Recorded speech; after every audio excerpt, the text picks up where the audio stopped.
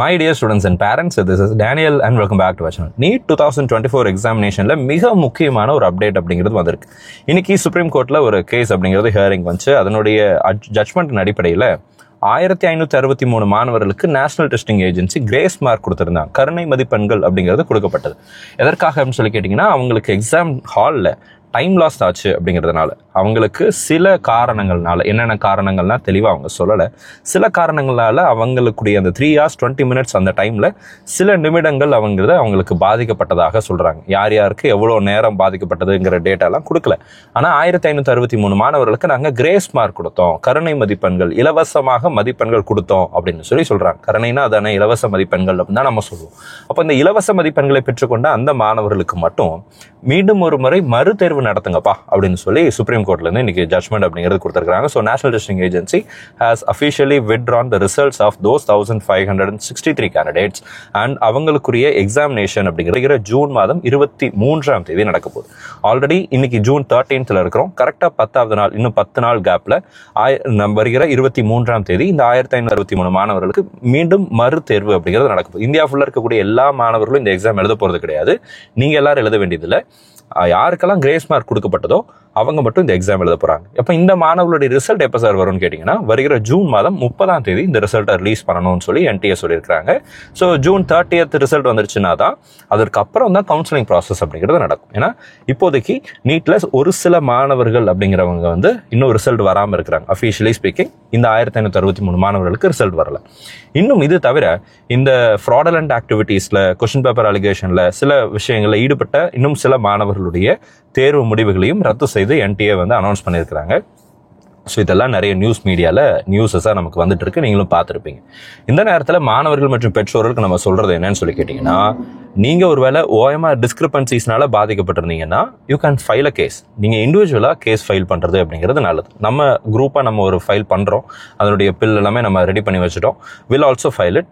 ஆனால் இண்டிவிஜுவலாக நீங்களும் பண்ணுறது அப்படிங்கிறது ஒரு அட்வான்டேஜாக இருக்கும். பிகாஸ் இன்னைக்கு ஜூன் 13ஆம் தேதி 13th அன்னைக்கு பார்த்தீங்க அப்படின்னா, அலகாபாத்தில் இருக்கக்கூடிய ஹைகோர்ட்டில் ஹானரபிள் ஜஸ்டிஸ் என்ன ஒரு ஜட்மெண்ட் கொடுத்துருக்காங்க அப்படின்னு கேட்டிங்கன்னா, அந்த இண்டிவிஜுவலாக ஒரு கேண்டிடேட் அப்ளை பண்ணும்போது அவங்களுடைய OMR ஷீட் எனக்கு வேணும்னு சொல்லி கேட்டிருக்காங்க. அந்த கேஸில் ஜட்மெண்ட் எப்படி வந்திருக்குன்னா, NTA should give the OMR sheet to the candidate அப்படின்னு சொல்லி ஒரு ஜட்மெண்ட் கொடுத்துருக்காங்க. அப்போ NTA அஃபிஷியலாக ஒரு ஜட்மெண்ட், ஒரு OMR ஷீட்டை எடுத்து கொடுத்துட்டாங்க, ஜட்மெண்ட்டை பேஸ் பண்ணி எடுத்து கொடுக்குறாங்க அப்படின்னா, அதில் if there is any discrepancies, அதில் ஏதாவது குழப்பங்களோ ஏதாவது வித்தியாசங்களோ இருந்துச்சு அப்படின்னா கண்டிப்பாக அதை கோர்ட்டுக்கு முன்னாடி அதை ப்ரூவ் பண்ண முடியும்.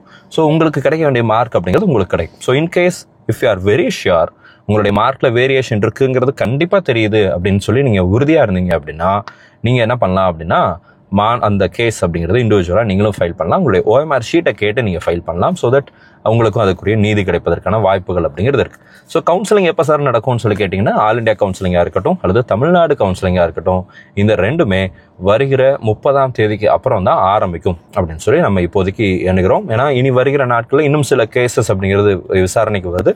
அந்த கேசஸுமே சுப்ரீம் கோர்ட்டுக்கு தான் டிரான்ஸ்ஃபர் ஆக போகுது. நிறைய ஹை கோர்ட்டில் நிறைய மாணவர்கள் ஆல்ரெடி கேஸ் ஃபைல் பண்ணியிருக்காங்க. அந்த எல்லா கேசஸுமே சுப்ரீம் கோர்ட்டுக்கு டிரான்ஸ்ஃபர் பண்ணுங்க அப்படின்னு சொல்லிட்டாங்க. ஸோ எல்லா கேசஸுமே சுப்ரீம் கோர்ட்டுக்கு டிரான்ஸ்ஃபர் பண்ணப்படும். அண்ட் ஆல் டுகெதர் சுப்ரீம் கோர்ட்டில் ஒரே மாதிரியான விசாரணை அப்படிங்கிறது. ஸோ ஆல்ரெடி நேற்றுக்கு நேற்று வந்த கேசஸ் எல்லாம் ஜூலை 8ஆம் தேதிக்கு நமக்கு அடுத்த ஹியரிங்க்கு டேட் கொடுத்துருக்காங்க.